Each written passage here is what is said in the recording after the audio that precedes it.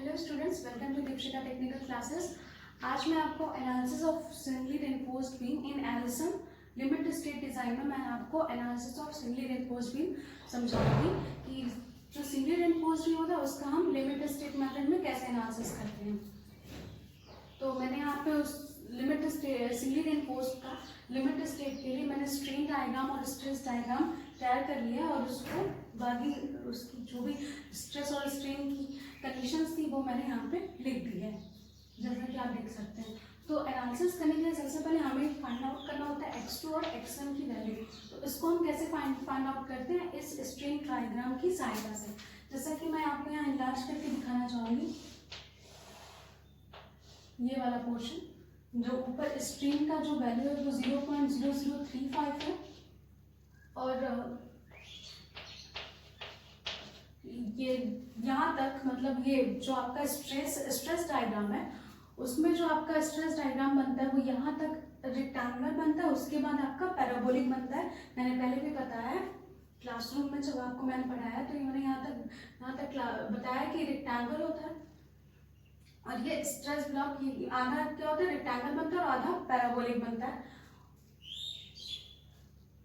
ये यहाँ तक कितना है, XU है और ये यहाँ तक क्या है, X1 है। फिर हम सिमिलर ट्रायंगल की कंडीशन के हिसाब से हम X1 की वैल्यू फाइंड आउट कर लेंगे। XU upon 0.0035 is equal to X1 upon 0.002। तो X1 इज इक्वल टू क्या हो जाएगा, 0.002 upon 0.0035 XU, which is comes out as 4.7 XU, या X1 is equal to 0.57 XU। X1 की वैल्यू इस तरह आ जाती है। अब हम X2 की वैल्यू इसी के कंडीशन पे निकालेंगे। X2 की वैल्यू के लिए हम क्या करेंगे, X2 की वैल्यू के लिए हम XU में से X1 माइनस कर देंगे और हमें X2 की वैल्यू मिल जाएगी। तो जब हम XU में से 0.57 XU माइनस कर देते हैं तो X2 की वैल्यू आती है 0.43 XU। ये इंपॉर्टेंट रिजल्ट होता है इसके एनालिसिस के लिए। अब हमें ये दोनों मिल गया। अब हमें क्या करना है, स्ट्रेस ब्लॉक का एरिया निकालना है, तो जहाँ पे हमारे कंप्रेसिव फोर्स वर्क कर रहे हैं। तो स्ट्रेस ब्लॉक के एरिया के लिए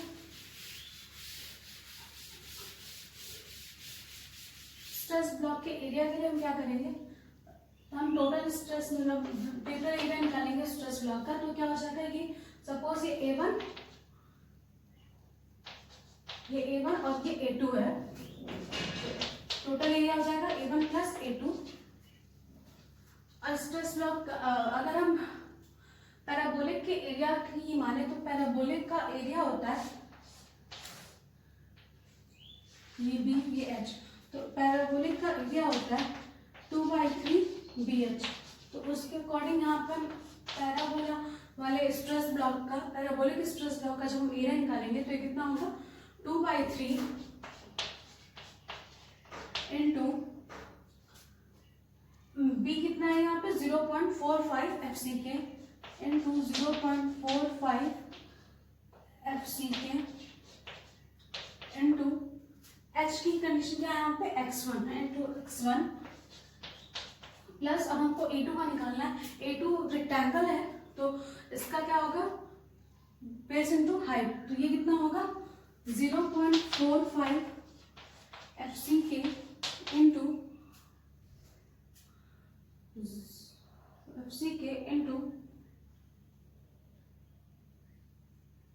X2।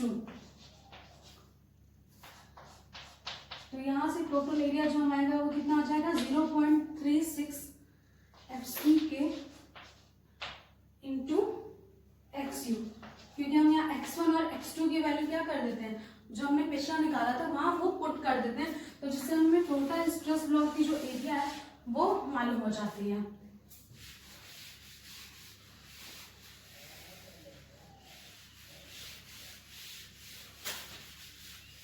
स्ट्रेस ब्लॉक के एरिया मालूम होने के बाद हम क्या करते हैं, हमें ये टोटल कंप्रेसिव फोर्स निकालना होता है। तो यहाँ टोटल कंप्रेसिव फोर्स क्या होता है, total area into width of beam, total area into width of beam. तो हम सी निकालेंगे, हमें एरिया पता है 0.36 FC के इंटू XU इंटू बी। तो ये क्या है हमारा कंप्रेसिव फोर्स। अब हम इसी तरह टेंसाइल फोर्स भी निकाल लेंगे। Q इक्वल टू क्या हो जाएगा, स्ट्रेस इंटू एरिया।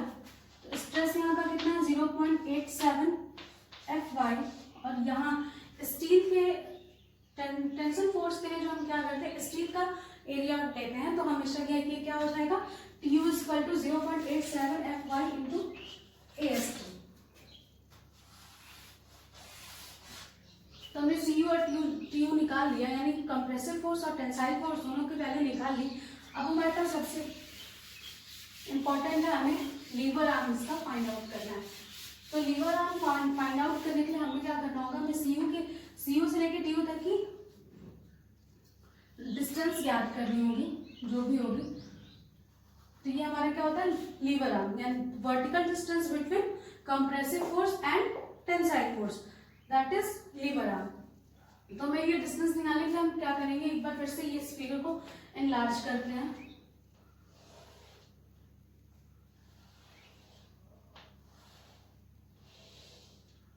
मैंने कंप्रेसिव स्ट्रेस ब्लॉक को थोड़ा एनलार्ज कर लिया। ये हमारा क्या है 0.45 FC के, और इसके सेंटर पे क्या काउंट करेगा CU1, जो कि ऊपर से कितना होगा Y2 दूरी पर।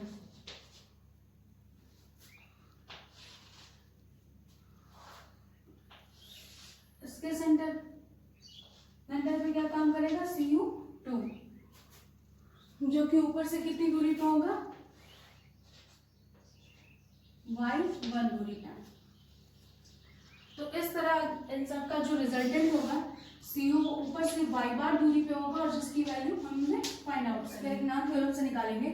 तो वैगनान थ्योरम क्या होगा, CU into y bar is equal to CU1 into Y2 plus CU2 into Y1 upon C1 plus C2 या CU1 प्लस CU2। पहले हम Y1 और Y2 की दूरी निकाल लेंगे। Y2 क्या है, हमारा रेक्टेंगल वाले पोर्शन का सेंटर है। तो ये पार्ट अगर हमारा x2 है, और x2 की वैल्यू हमारी कितनी है 0.43 XU, यहाँ भी हम ऐसे x2 में ही फॉर्म में लिखते हैं, x2/2। और Y1 की दूरी कितनी है, Y1 की दूरी यहाँ से यहाँ तक x2 है, x2 प्लस, और यहाँ से यहाँ तक जो दूरी है Y1 की, मतलब यहाँ से यहाँ तक जो इसका सेंटर होता है पैराबोला का, वो कितना होता है 3/8 इंटू हाइट, और यहाँ की हाइट कितनी है x1 हाइट है। तो 3/8 x1 पे पैराबोला का सेंटर काम करता है। तो x2 प्लस 3/8 x1। तो अब हमें x2 और x1 की जो भी वैल्यू है वो हमें पता है। x1 की वैल्यू 0.57 XU है, और x2 की वैल्यू जो है 0.43 XU है। तो इन सब की वैल्यू पुट करके हम y2 और y1 की वैल्यू निकाल लेंगे। और जब इन सबको CU1 और CU2 और के फॉर्मूले में रखेंगे, CU1 और CU2 आपका ऐसे ही सिंपल है जैसे हमने वहाँ पे कंप्रेसिव फोर्स पूरे ब्लॉक के लिए निकाल लिया, CU equal to area into B. तो अगर आपको CU1 निकालना है तो CU1 equal to area block of 1 into B, ऐसे CU2 equal to area block of 2 into B. तो CU1 और CU2 भी ऐसे ही निकल आएंगे। तो ये सारी वैल्यूज हम उसे पुट करेंगे, तो जो y बार की वैल्यू निकलेगी वो कितनी निकलेगी, y bar is equal to 0.42 XU। यानी जो ऊपर से ये वाली दूरी है वो कितनी है y बार। ठीक, तो y bar is important unit right now. तो अब हमें लीवर आर्म यानी z की वैल्यू निकालनी है। तो z की वैल्यू क्या हो जाएगी, vertical distance between CU and TU। और हमें पता है यहाँ से लेके यहाँ तक की वैल्यू कितनी है d है, मतलब जो भी यहाँ से यहाँ तक की डिस्टेंस कितनी है d है। तो d में से अगर हम ये ऊपर का बाई बार निकाल देंगे तो हमें लीवर आर्म की वैल्यू निकल जाएगी।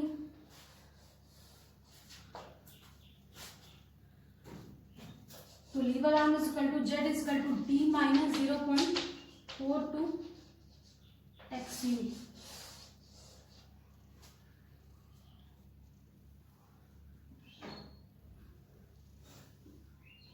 लीवर आर्म निकल गया तो अब हमारा मेन फोकस क्या है, हमें मोमेंट ऑफ रेजिस्टेंस निकालना है।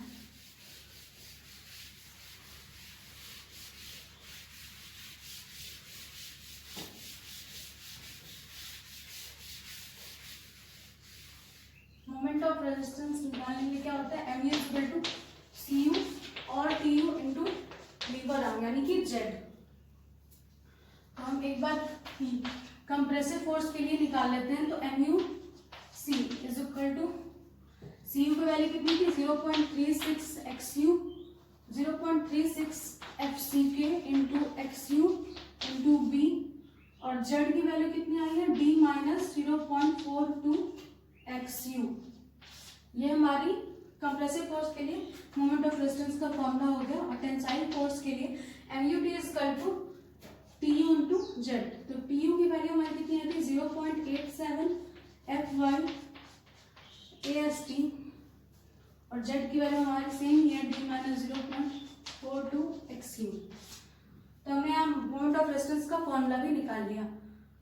आई होप आप सभी समझ गए होंगे कि सिंगली रेनफोर्स्ड के लिए LSM में कैसे एनालिसिस करते हैं। वीडियो पसंद आए तो इसे लाइक और शेयर जरूर करें। Thank you.